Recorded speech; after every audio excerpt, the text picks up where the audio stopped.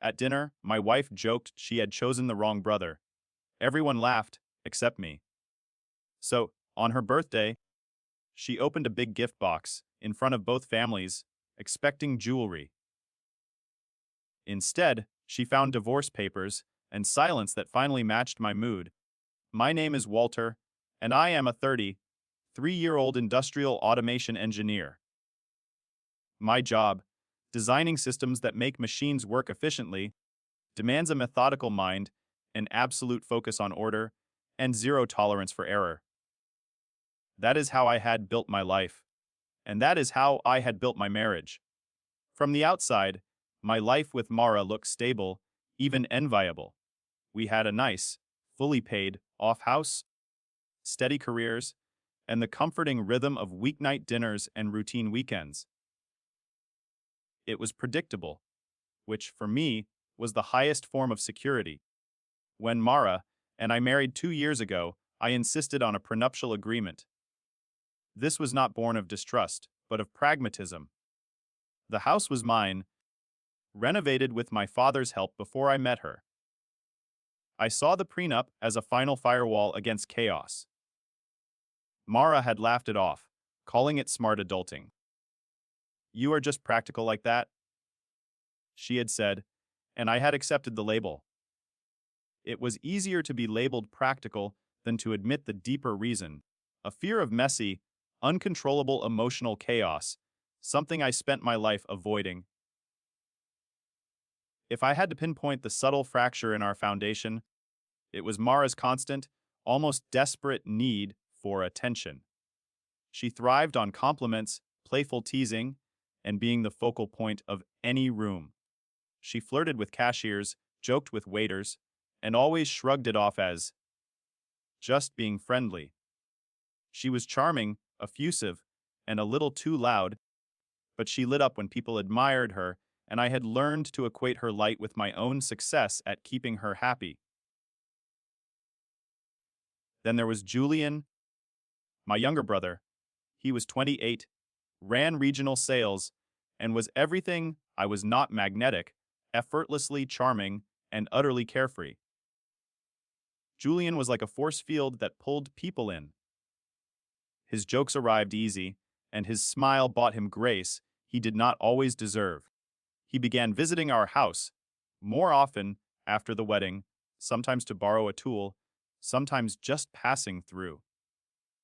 Mara loved it when Julian came over. The house felt like it was plugged into a higher voltage. She would cook more elaborate meals, wear her nicest perfume, and laugh harder than she ever did when it was just the two of us. Julian, being Julian, was completely oblivious.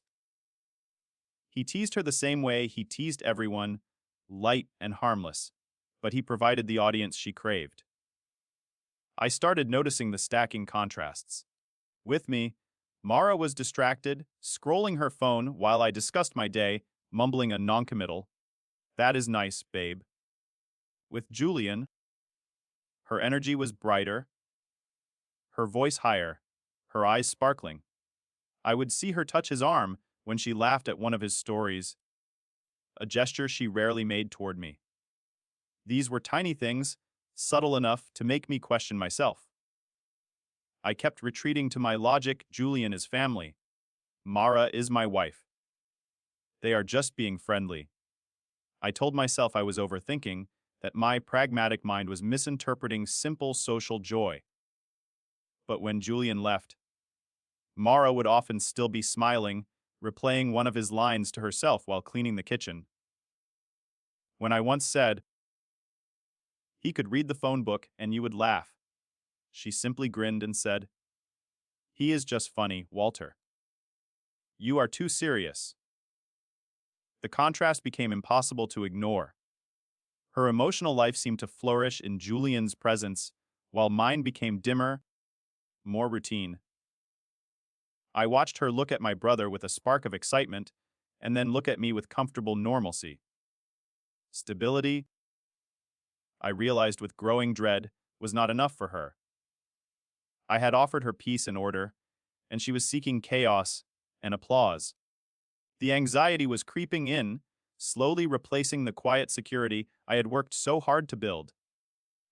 I still kept the peace, but every observation was a nail hammered into the coffin of my marriage, proving that some people truly do not stop until you force the truth into the open. The quiet anxiety of noticing Mara's preference for Julian had been building for months, leading inevitably to my parents' dinner party. My mother, Teresa, had been cooking all afternoon, and the air was warm with the scent of roasted meat and garlic. This was our family tradition, loud, warm, and comforting. The familiarity of it amplified the instability I felt growing beneath the surface. Julian was already there when Mara and I arrived, the center of attention as always. He was recounting some absurd story about a customer and a parrot at his specialty lighting showroom. Mara, though she had missed the beginning of the story, joined in the laughter instantly, her voice ringing brighter than anyone else's. I smiled out of habit, but the warmth felt forced. I knew what was coming. The entire table was feeding off Julian's energy, and Mara was his greatest consumer. Dinner started normally enough. My father, Miguel, kept urging my mother to sit down, and the younger cousins played their usual game of trying to sneak extra portions of potatoes. Julian, seated across from Mara, was running through impressions, moving from a grumpy teacher to my father's old coworker. The table was shaking with laughter and goodwill. I mostly observed, finding myself unable to contribute to the high-energy banter. Then Julian turned his attention to me, the easygoing challenge entering his voice. "Walter, man, you were such a statue in high school. Always the quiet one. I bet Mara has to go crazy trying to get you to talk."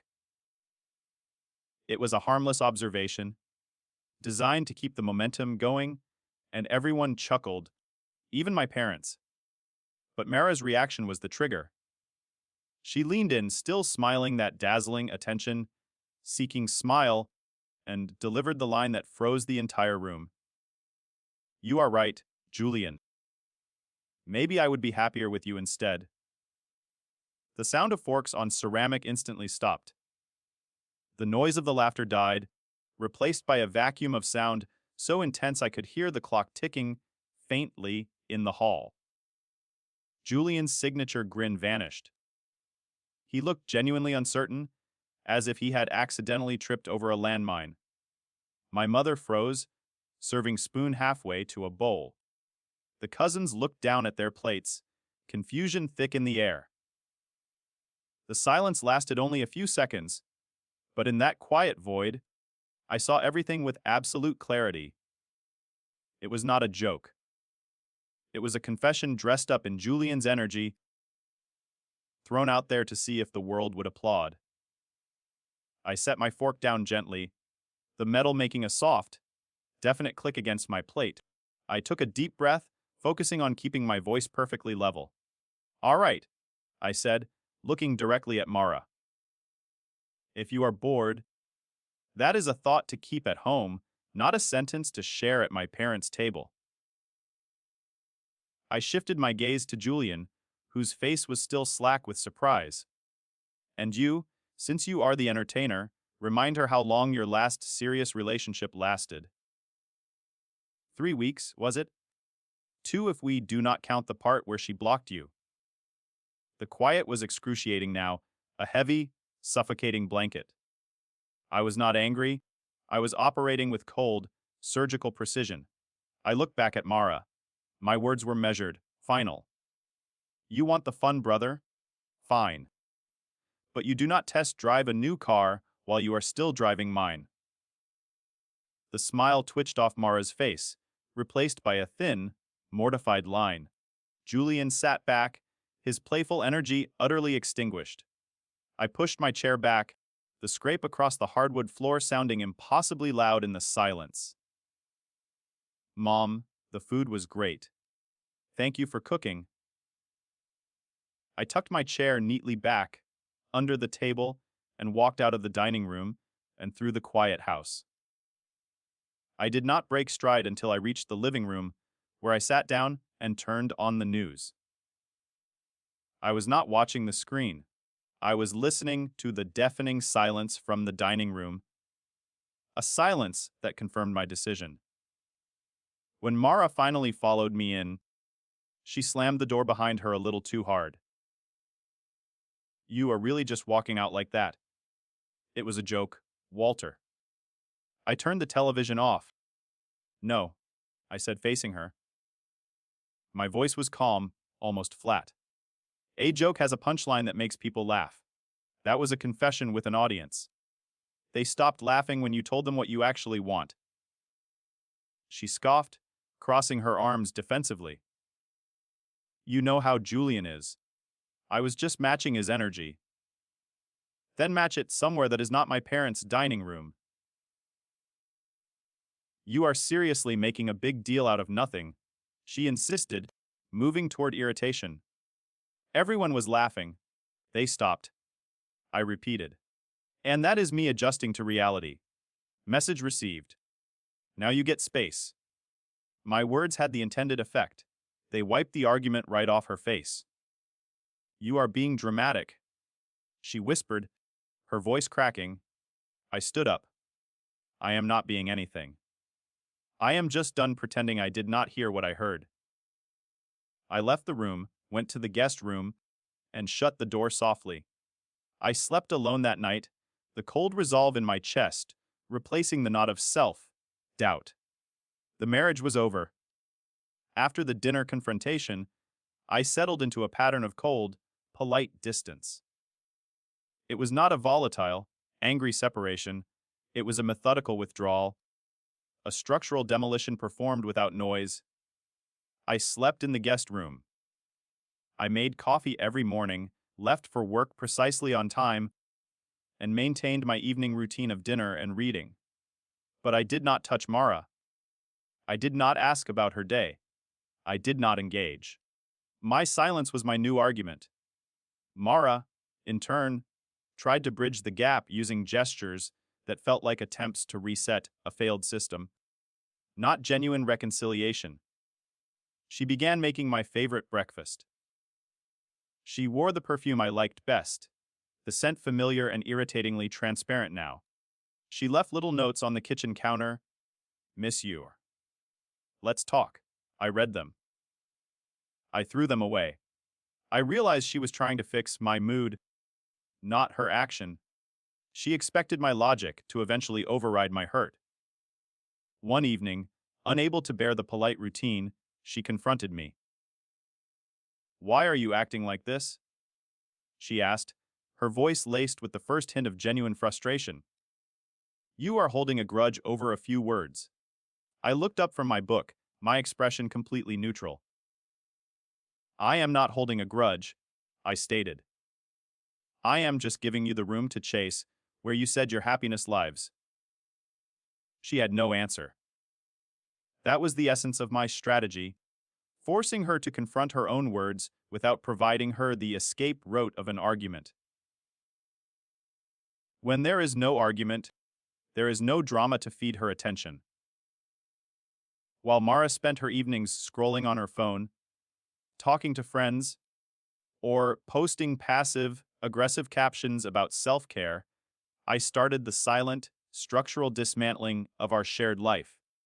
This was the automation side of my brain taking over, focused on efficiency and clean breaks. I opened a new personal savings account, moved my emergency fund, and switched my paychecks to that exclusive account. Then came the joint finances. I closed our joint checking account, leaving only a small, manageable balance in the savings account, labeled for the lawyers to handle later. I canceled the myriad streaming subscriptions, the shared credit card, and the delivery services that had piled up over the years. I watched the notification emails trickle in, confirming the cancellations, and she noticed none of it. She simply assumed I was handling it, as always. She tried again during dinner one night, her voice edged with impatience.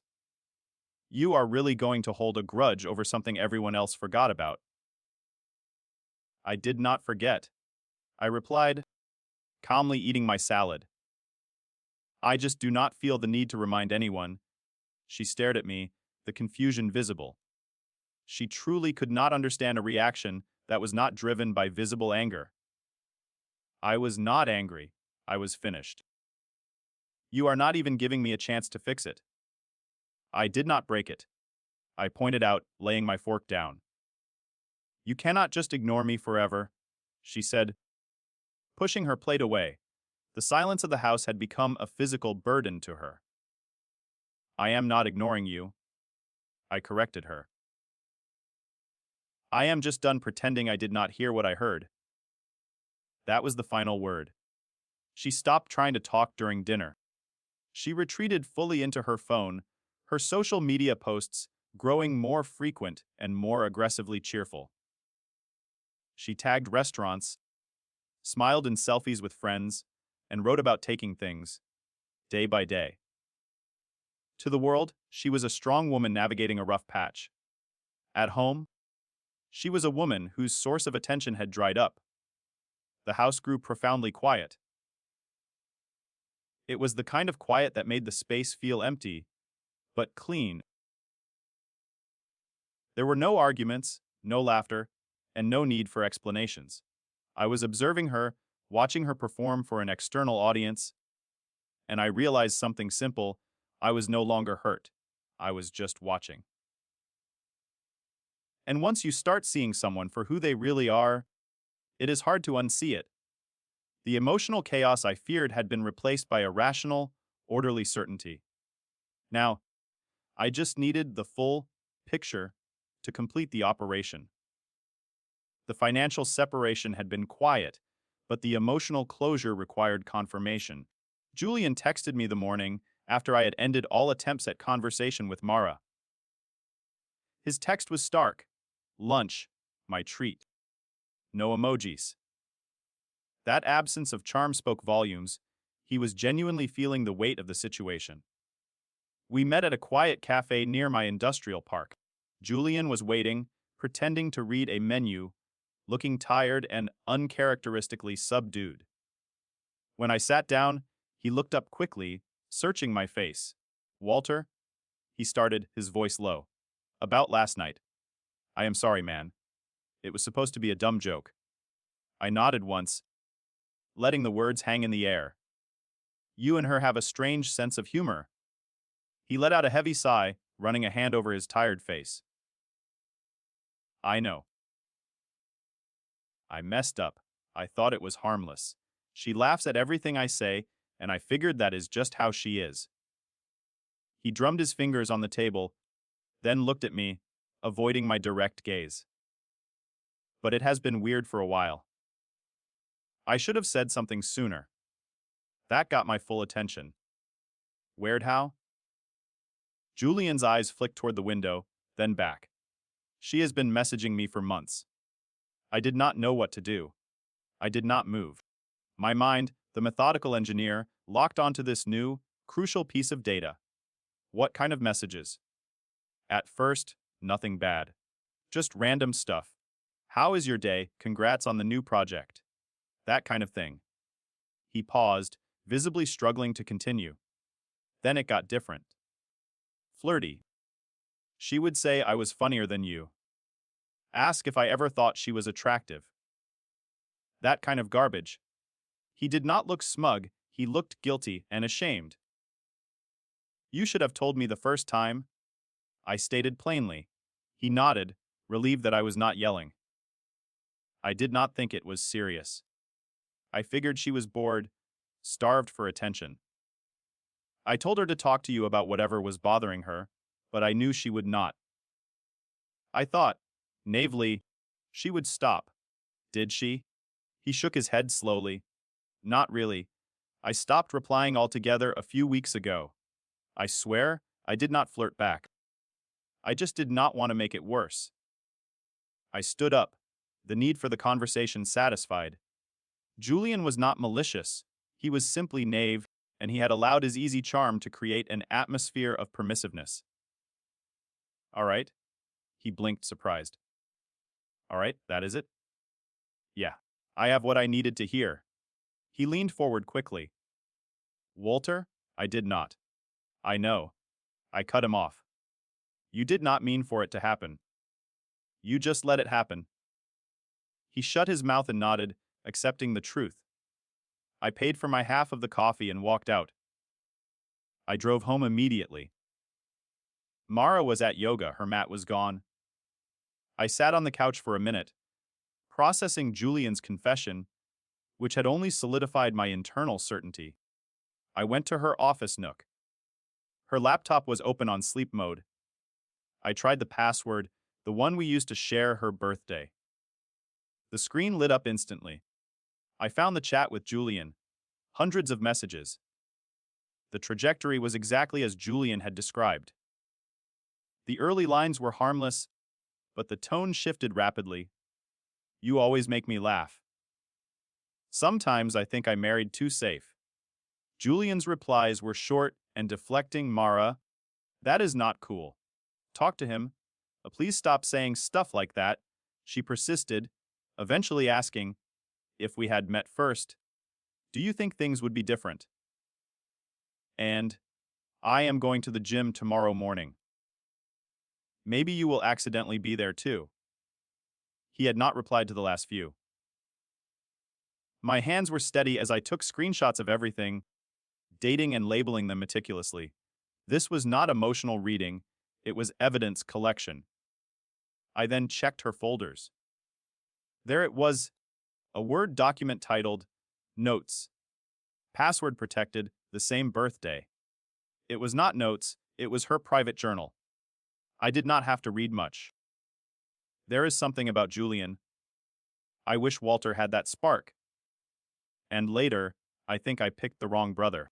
Maybe I just wanted stability and mistook it for love. Dozens of entries, all circling the same theme. Julian's energy, my supposed dullness, her fantasy of escape. I copied the files, the screenshots, and the entire chat log into a single folder on my desktop, backed it up to a secure drive, and slipped the drive into my jacket pocket. By the time Mara came home, I was back at my desk, working, as if it were any other afternoon. She commented that her class had run long. I said, okay, without looking up. That night, I lay awake in the guest room, not hurt, not grieving, but planning the precise execution of the exit strategy. The next morning, I called Levine, Anne, and Parker Family Law and told the receptionist I needed to speak with an attorney about starting divorce proceedings. I would like to get it over with, I said. It was time to restore the order I treasured. The appointment with Miss Parker, the family lawyer, was swift and efficient, exactly what my pragmatic mind needed. I laid out the facts, presented the prenup, and showed her the evidence I had compiled. She confirmed the clean, legally defensible nature of my case. Miss Parker agreed to prepare the draft petition and proposed settlement immediately. 2 weeks passed, an agonizing stretch of forced normalcy at home. Mara's birthday was approaching on a Saturday, and she insisted on hosting the party at our house. She framed it as a necessary reset, a return to happiness. I let her. I allowed her to spend the entire morning decorating the living room, humming along to music, believing she was preparing for a celebratory weekend. By 5 o'clock that evening, the house was filling up. Mara's parents, Alan and Denise, arrived first, radiating polite concern following the awkward dinner incident. My parents followed, quieter than usual, but offering genuine support through their mere presence. Julian showed up with a wrapped box of chocolates, his usual cautious grin firmly in place. I maintained an exterior of absolute calm. I was polite, collected, and quietly watchful. Everyone assumed I was trying to make amends for the confrontation I had initiated weeks ago. Alan even clapped me on the shoulder, leaning in to say, "Good to see you making peace, son." I simply nodded and offered a thin smile. I had nothing to hide, but everything to reveal. On the dining room table sat a large, square box, wrapped beautifully in silver paper and finished with a gold ribbon. It was deliberately sized to generate maximum anticipation. Guests glanced at it all evening, whispering guesses jewelry, a weekend getaway. One of those smart mirrors Mara had recently obsessed over. She couldn't stop looking at it, her face alight with expectation. Mara played the perfect hostess, floating between guests, complimenting outfits, and ensuring conversation never lagged. Every now and then, she would gesture toward the box and tell someone, "Walter always does something thoughtful for my birthday. He is full of surprises." The repetition of the word, surprise, felt like a taut string waiting to be snapped. I stayed close to my father, talking quietly about my latest project at work. I felt the focus of the room shift and grow tighter as the evening wore on. The tension was palpable, hidden just beneath the veneer of cake and wine. Julian helped my mother refill drinks, keeping his distance from Mara. She was too busy being the star of her own party to notice his reserve. When the cake was brought out, candles flickering, Mara closed her eyes, made her wish, and blew them out to applause. Then, in a final attempt to reclaim the attention of the night, she pointed her fork toward Julian and said, "You know, Julian is the fun brother. He probably planned half of this just to make me laugh." The room stilled for half a second. It was the crack I needed. I stood up, straightening my shirt. "Speaking of surprises," I said, gesturing to the gift box, keeping my voice loud enough for both families to hear. "Go ahead. Open your gift." My emotional beat was finalized. I was committed to the calculated, cold execution of my plan. I waited, watching her walk toward the beautifully wrapped package. The final piece of the trap set perfectly in the center of the room. Mara's face was bright with expectation as she walked toward the large, silver, wrapped box. The tension in the room was electric, focused entirely on the gift that sat so innocently on the table. She untied the gold ribbon with a theatrical flourish, glancing around at the gathered audience. Her parents, my parents, Julian, and the cousins, all leaning forward, anticipating a diamond necklace or a key to a luxury vehicle. She lifted the lid of the box. The smile fell. It was an immediate, catastrophic collapse, like a mask dissolving off her face. The room went dead silent. Inside the box was not jewelry, but a simple manila folder with my lawyer's logo on the corner, a draft divorce petition, a proposed settlement, and a note clipped to the front, "AF review and sign." Her hands froze, clutching the edges of the box. She stared down at the documents, the color draining from her cheeks until she was bone white. For one terrifying second, I thought she might laugh, maintaining the facade of a joke, but the moment passed. "Walter, what is this?" she whispered, the public nature of the question exposing her complete disbelief. "It is exactly what it looks like," I replied, my voice level, cutting through the silence. "You have been saying you would be happier elsewhere. I am just agreeing with you." The reaction was immediate and chaotic. Alan and Denise, Mara's parents, stood up instantly, their chairs scraping back. Alan's voice was loud and accusatory. "You cannot do this to her today! Not here! Not in front of everyone!" I turned toward him, prepared for this exact protest. "You might want to read what is in there before defending her." I reached into the briefcase I had placed discreetly by the couch and pulled out a second, thicker folder.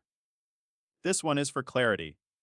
I opened it, and spread the pages out on the nearest countertop near the untouched cake. The documents were dated and labeled screenshots of her messages to Julian, printed pages of her journal entries, with key sections highlighted in yellow marker. Gasps rippled through the room. Julian's face tightened with misery. He stepped forward slightly, speaking quietly, definitively. "It is real, Uncle Alan." I told her to stop. I did not encourage any of it.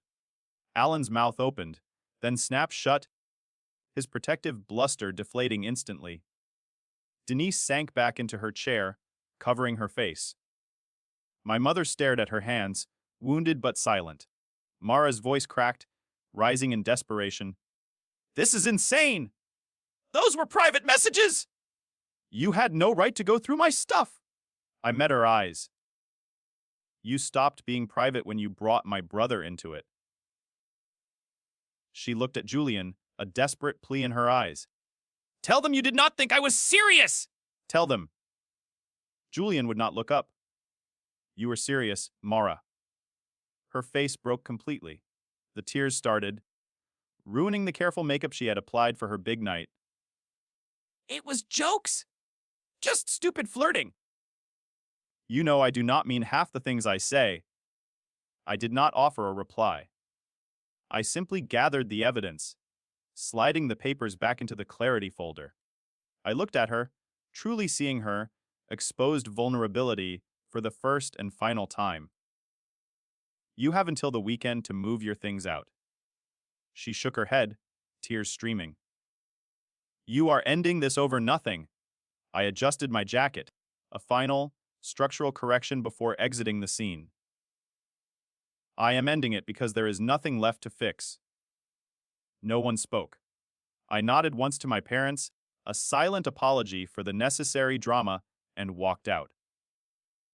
Behind me, I heard Mara beginning to sob, her mother whispering her name. Julian's voice was a low murmur, but I did not stop. The cold air outside was a relief. As I opened my car door, I looked back at the window. Everyone was still standing around Mara, stunned, silent, and confused. I started the engine and drove off, leaving the noise, the cake, and the chaos behind.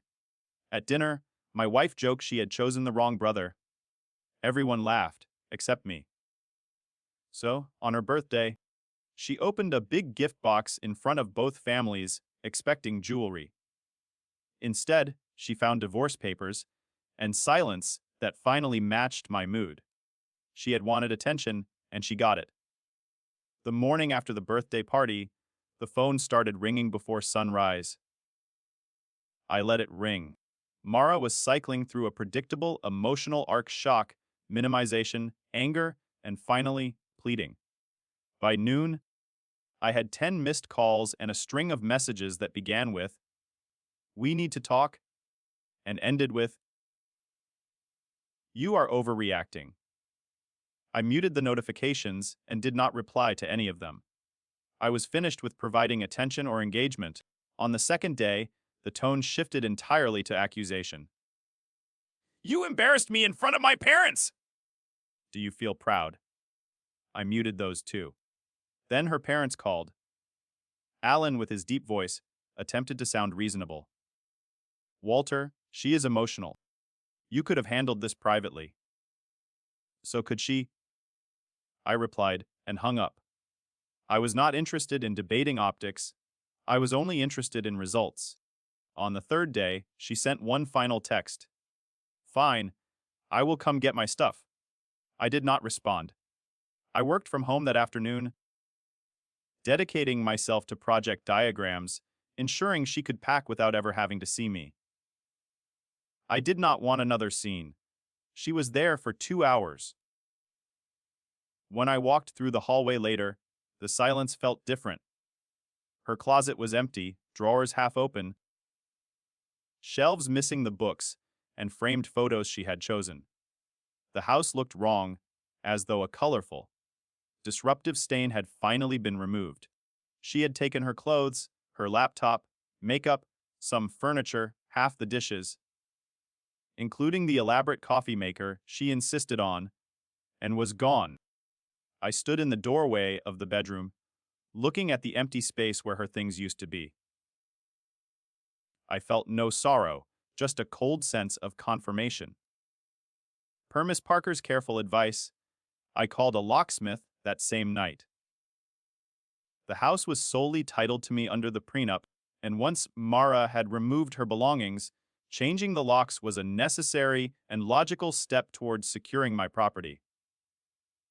By Monday, I was back at work, burying myself in schedules and industrial designs. When colleagues asked about Mara, I said simply that she was staying with family. It was a neutral statement that answered the question without inviting further inquiry. 2 weeks later, Miss Parker filed the petition and the proposed settlement in court. A week after that, Mara was formally served the papers. Because of the prenup, the division of assets was clean and simple. The house stayed with me. The only thing left to discuss was that small joint-y savings account I had intentionally left for the legal split. We set a hearing date for early spring. The day of the hearing, I put on my darkest suit and drove downtown. The courtroom was a sterile, half-empty space, quiet except for the rustle of papers. Mara sat across the room with her parents. She looked smaller, her hair pulled back, without the high energy or carefully applied glamour she usually wore. The edge was gone from her voice when she said a quiet, "Hello." I nodded, but remained silent. The judge glanced over the documents, noting the clear terms established years ago. "Mr. Reyes, the house is solely yours per the agreement. Is that correct?" "Yes, Your Honor." He turned to Mara's side. "Ms. Lewis, you have reviewed and understand the terms?" She hesitated for a long moment, then nodded, the small movement seeming to cost her a great effort. "Yes. Then we will proceed." The proceedings were brisk and unemotional. "The marriage of Walter Reyes and Mara Lewis is hereby dissolved." It was over in 20 minutes. 4 months from decision to final decree. Not quick enough to forget, but not long enough to allow for deep, messy healing. Just done. Mara signed the final paperwork with shaking hands. She tried to meet my eyes, searching for a spark of something: anger, remorse, maybe even pity.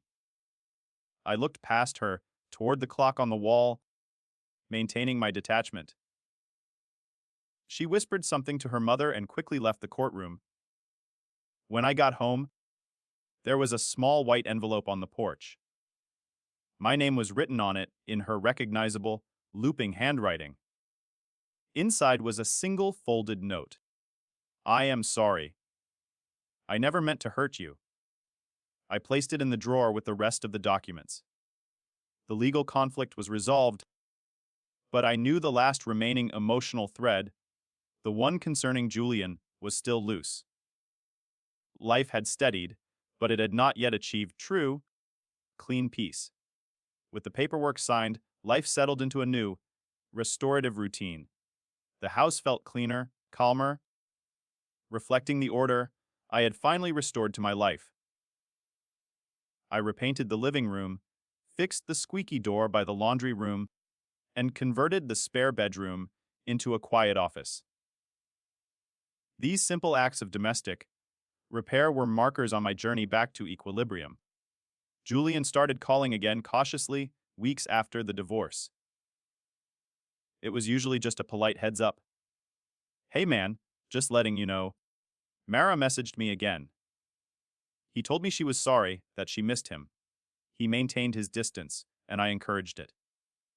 "Good," I told him. "Do not reply." The calls were short, but they were honest, slowly mending the breach between us.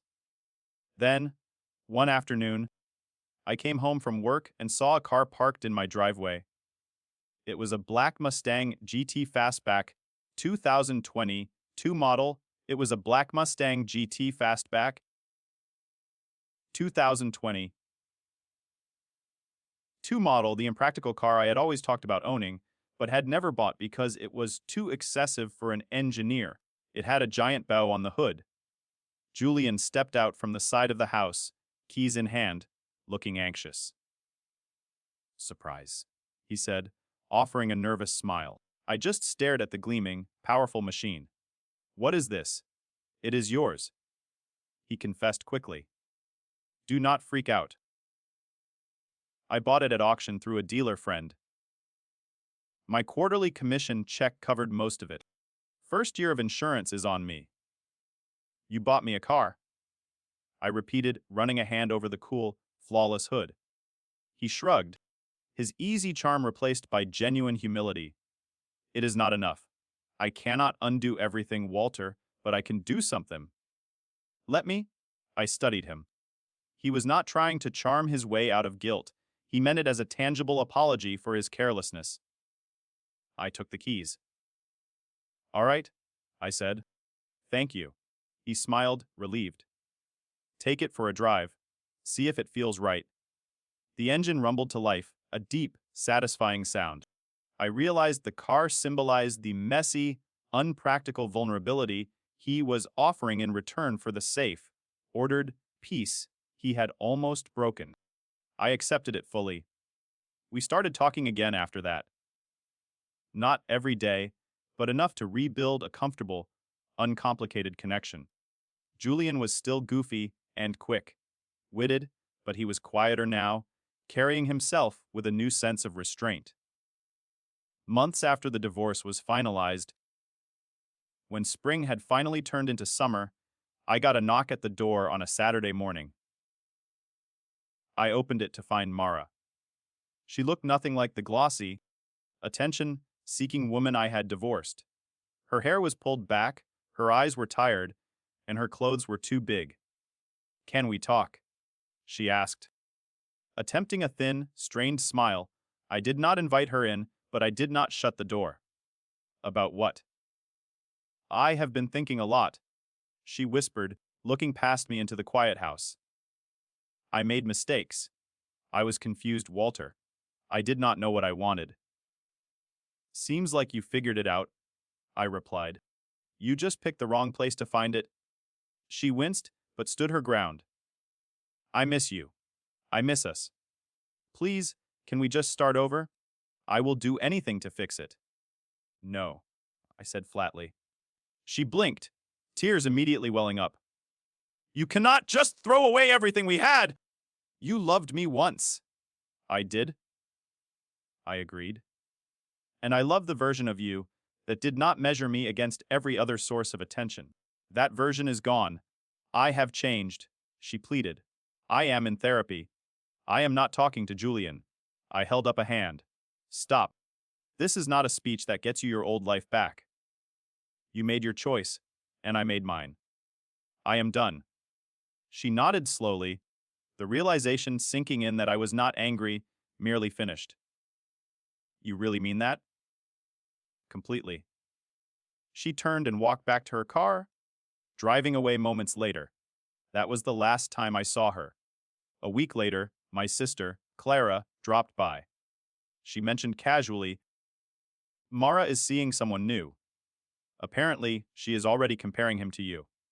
Told a coworker he is not as stable, but he is more exciting." I shrugged. "Sounds familiar? You do not care?" "Nope," she nodded, satisfied. "Then I would say you are officially over it." I sat in the living room later that night, listening to the soft tick of the clock. I thought about the trade I had made. Mara mistook attention for love. I traded noise for silence. The house was mine. The quiet was mine. And for once, that was enough.